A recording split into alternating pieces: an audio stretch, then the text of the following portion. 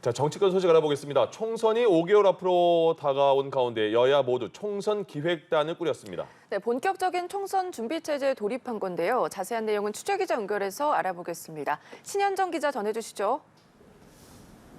네, 말씀하신 것처럼 여야 모두 총선 기획단을 공식 출범시켰습니다.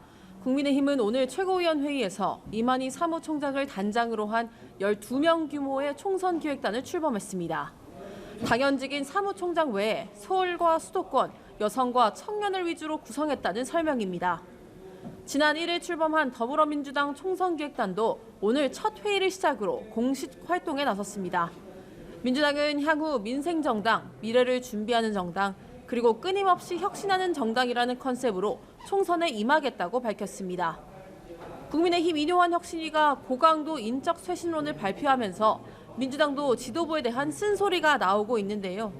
김두관 의원은 SNS를 통해 국민의힘보다 더 많은 다선 의원을 험지로 보내는 내살 깎기를 해야 한다고 지적했습니다. 네, 신 기자, 메가시티 서울 논의는 어떻게 전개되고 있습니까? 네, 국민의힘은 서울 메가시티 정책에 속도를 붙이고 있습니다.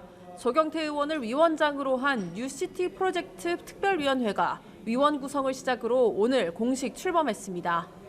서울뿐만 아니라 부산은 김해와 양산, 광주는 나주 등 인접 도시들을 묶어 메가시티로 만들겠다는 구상인데요. 김기현 대표의 발언 들어보시겠습니다.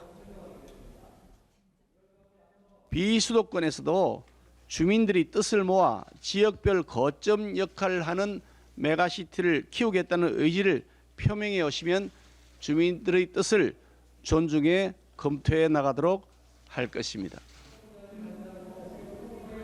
다만 당 일각에선 반대 목소리도 나오고 있는데요. 국민의힘 소속인 유정복 인천시장은 오늘 긴급 기자회견을 열고 김포시 서울 편입은 정치쇼라며 선거를 5개월 앞둔 아니면 말고식의 이슈화는 국민 혼란만 초래하는 무책임한 일이라고 강도 높게 비판했습니다.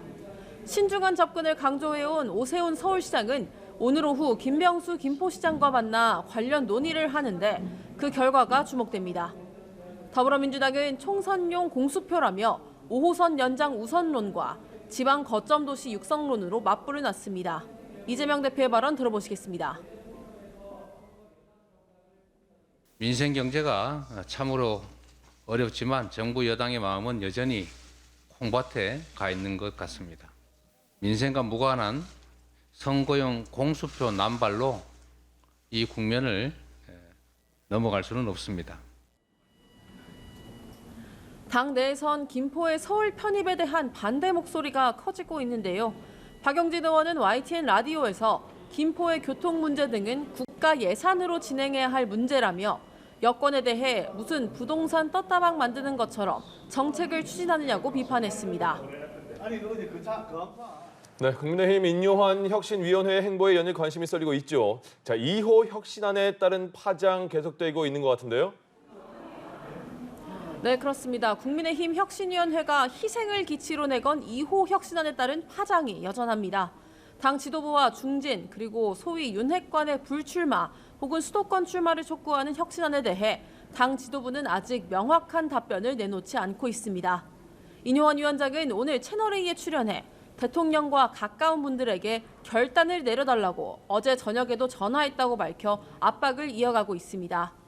지난 주말 이준석 전 대표가 환자가 서울에 있다고 한 발언에 대해선 서울에는 환자가 없고 부산에 환자가 있다고 맞받아쳤습니다. 한편 인효환 혁신위가 내놓을 다음 혁신안도 관심이 쏠리고 있는데요. 인 위원장은 비례대표 나이를 30대에서 40대로 낮춰 청년들을 정치에 뛰어들게 하겠다고 주장했습니다. 혁신위는 오는 8일 대구를 찾아 지역 청년들과 간담회를 가질 계획입니다. 지금까지 국회에서 전해드렸습니다.